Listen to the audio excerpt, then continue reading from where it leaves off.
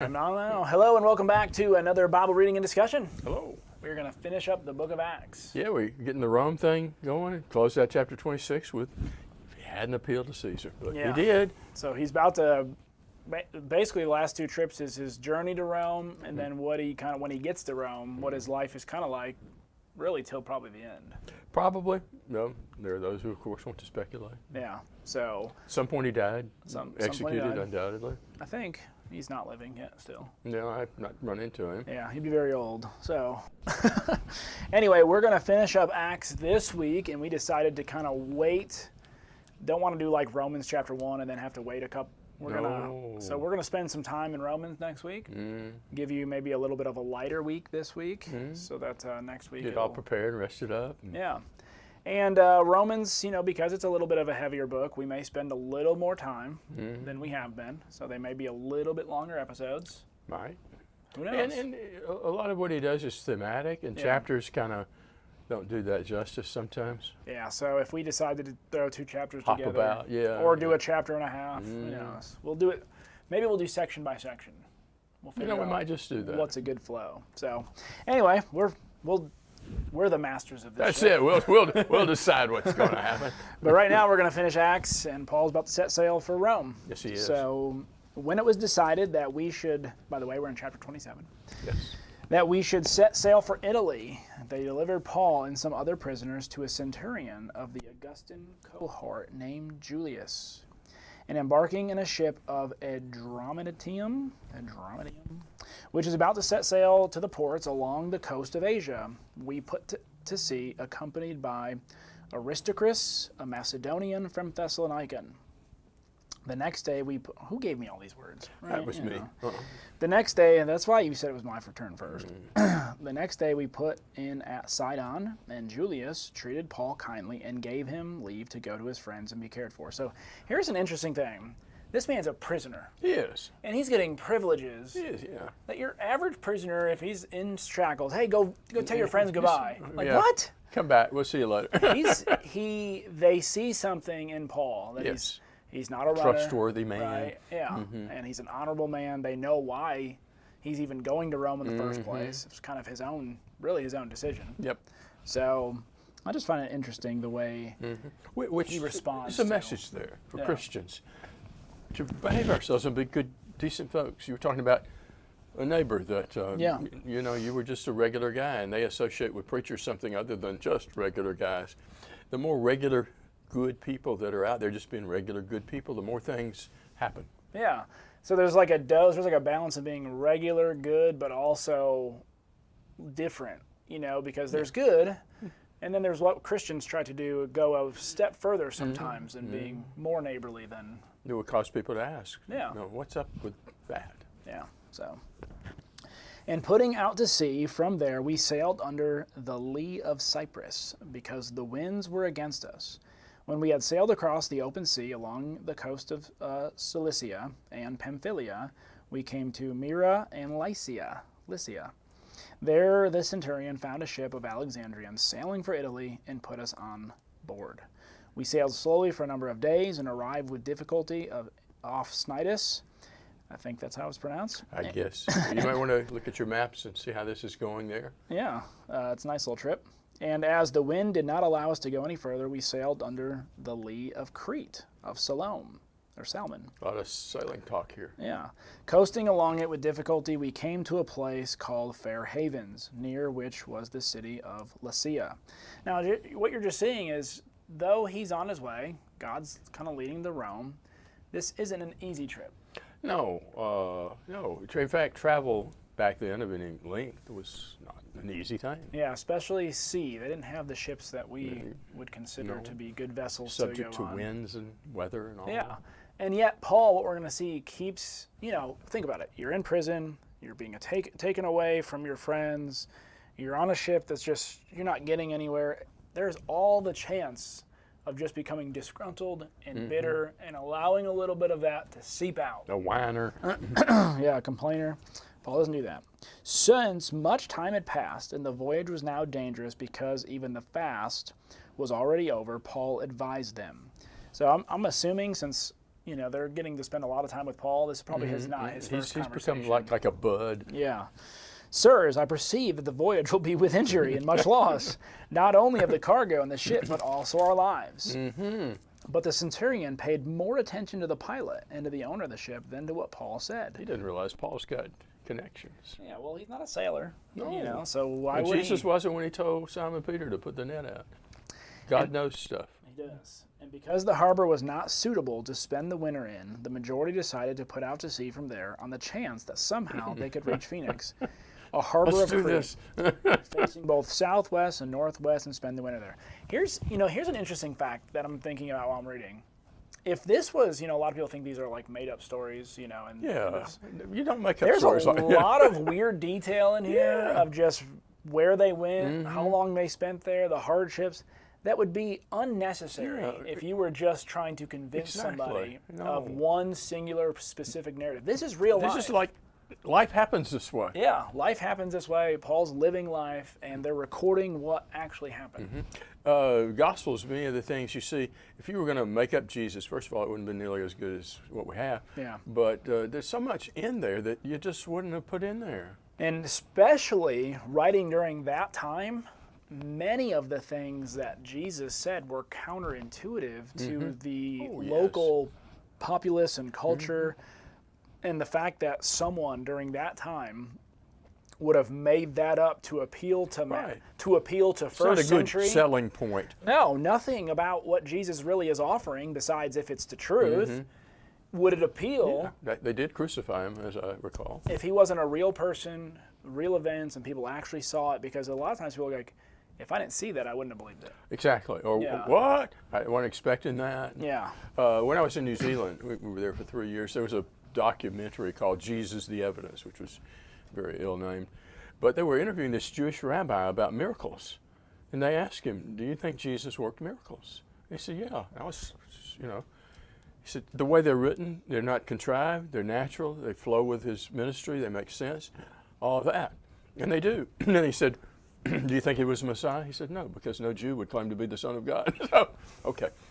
Yeah, but that's whether you disagree with part of what Jesus has to say or the way it's told because, if you were just to write about your life, like everyday things that you did, a lot of it would just kind of be, why are you writing about it? So Jesus' life has a lot of in-between stuff where he's just traveling, he's just meeting random people.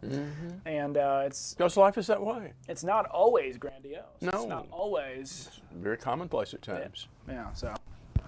All right. Now, when the south wind blew gently, supposing they had obtained their purpose, they weighed anchor and sailed along Crete, close to the shore. But soon as the tempest wind, called the northeaster, struck down from the land, and when the ship was caught and could not face the wind, we gave way to it and were driven along, running under the lee of a small island called Cauda. We managed with difficulty to secure the ship's boat. After hoisting it up, they used supporters to undergird the ship. Then, fearing that they would run along the Syrtis, I got shallow. That one. You did get all the hard stuff, I didn't did. you? They lowered the gear, and thus they were driven along. Since we were violently storm-tossed, they began the next day to jettison the cargo. And on the third day, they threw the ship's tackle overboard with their own hands. Scary stuff. When neither sun nor stars appeared for many days, and no small tempest laid on us, all of our hope of being saved was at last abandoned. This kind of reminds me of Jonah. Yeah. It's just, it's not turning. Yeah, the storm. We're going down. And God uses this great storm to get sailors to start thinking about gods. And Paul's going to get an in. Yeah. At least being able to talk to him. No, a lot of times when people think the end is near or something, they suddenly get religious. All of a sudden, am I right with my God? Yeah. All right, I'll read 2 more verses and leave it over to you. Since they had been without food for a long time, Paul stood up among them and said, Men, you should have listened to me, and have not set sail from Crete and incurred the injury and loss. Yet now I urge you to take heart, for there will be no loss of life among you, but only of the ship. So again, I told you, listen to me. I got connections. There's still a chance. Let's do this. The ship's going, but we're gonna be okay. The captain doesn't have to go down with the ship. No. Not your turn. Verse 23, yep. That's why you're looking at me. For this very night, an angel of God to whom I belong, the God of whom I belong, whom I serve, stood before me. So much as you mentioned with Jonah, he's going to, here's where I am religiously. Yeah. Here's where I am with God. Saying, do not be afraid, Paul. You must stand before Caesar. And behold, God has granted you all those who are sailing with you. So as Jonah was able to promise, hey, just throw me overboard. It's okay. God's got this covered. Everything will be all right. He's letting them know it's going to be all right. It's going to be all right. Philippian jailer, it's going to be all right. Therefore, keep up your courage, men, for I believe God that it will turn out exactly as I have been told. But we must run aground on a certain island. But when the 14th day came, as we were being driven about in the Adriatic Sea, about midnight the sailors began to surmise that they were approaching some island. They took soundings and found it to be 20 fathoms, so they were trying to figure out how deep the water is around there. And a little further they took another sounding and found it to be 15. They're closing in on land. Fearing that we might run aground somewhere on the rocks, they cast 4 anchors from the stern and wished for daybreak. But as the sailors were trying to escape from the ship and had let down the ship's boat into the sea on the pretense of intending to lay out across anchors from the bow, Paul said to the centurion and the soldiers, unless these men remain in the ship, yourselves cannot be saved. So they're kind of going to cut and run and just see you. He says, no, the only salvation you have is to stay in the ship. And then the soldiers cut away the ropes of the ship's boat and let it fall away. That takes care of that possibility. Until the day was about to dawn, Paul was encouraging them all to take some food, saying, today is the 14th day that you have been constantly watching and going without eating, having taken nothing. Therefore I encourage you, take some food, for this is your preservation. For not a hair from your head of any of you will perish. Having said this, he took bread and gave thanks to God in the presence of all, and he broke it and began to eat. All of them were encouraged. They themselves also took food. All of us in the ship were 276, that's a lot of people, persons. Yeah. When they had eaten enough, they began to lighten the ship by throwing out the wheat into the sea. Then day came. They could not recognize the land, but they did observe a bay with a beach. They resolved to drive the ship onto it if they could, grounding the ship. And casting off the anchors, they let them in the sea, while at the same time they were loosing the ropes of the rudders, hoisting the foresail to the wind. They were heading for the beach, so they're going to dive right into the beach. But striking a reef where 2 seas met, they ran the vessel aground, and the prow stuck fast and remained immovable. But the stern began to be broken up by the force of the waves. The soldiers' plan was to kill the prisoners, which Paul's a prisoner, so that none of them would swim away and escape. But the centurion, wanting to bring Paul safely through, he is a Roman guy and cares more about him than the others, I'm sure, kept them from their intention and commanded that those who could swim should jump overboard first and get to land, and the rest should follow, some on planks, others on various things from the ship. This is a wild, tumultuous scene. And so it happened that they were brought safely to land. This is, and again, you can't make this stuff up. I mean, no, and Paul, interestingly enough, he seems to be a man in charge. He has a voice of command, but a calmness to him. A lot of times when everyone's kind of, and you got the one voice of reason, people kind of go, it kind of brings them back to ground. And that's what Paul's doing. And so much so, as he said, he is building such a rapport with the centurion at least, that even though all the other prisoners the centurion didn't care about if they killed, he wanted to save Paul's life. Yes. And the fact of the matter is, it reminds me a lot of Bonhoeffer when he was over in Germany.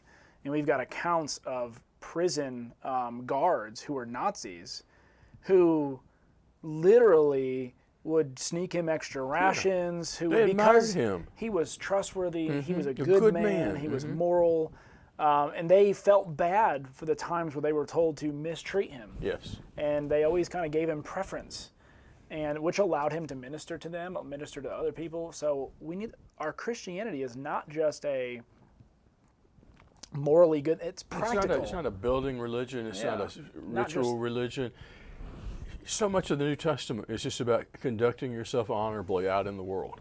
And people will notice that. They will. And and if your honorableness only goes as far as those who you want to see you honor, Salute your brethren only. and we just need to have it everywhere. And it's very hard to keep that mindset, because when things are going bad, when things aren't going your way, it's very easy to start thinking selfishly and about myself. Trusting yourself. Yeah. And you got it. No, one of the things about Christianity is influence, a huge thing about it. And part of that is the consistency of our influence. If we're seen as that's who we are, hence transformation is a big priority in the New Testament. You act like you are. From your heart comes the things that are in your heart. So God's calling us to be disciples is to call us to be transformed into the image of Christ and have a heart and mind like His, so that without even thinking, that's just who we are, and we do what we do. Yeah. So this is kind of a long chapter of just did this, did that, did this. You're seeing an underlying tone about Paul that's going to benefit him in the rest of his journey and when he actually gets to Rome. Yes. Yes. Well, there's Acts chapter 27. We'll be back in a couple minutes with Acts chapter 28. And that's all there will be. And that's all there will be this week. We love you. We hope that you have a great day. Don't forget to like, share, and comment. And God bless.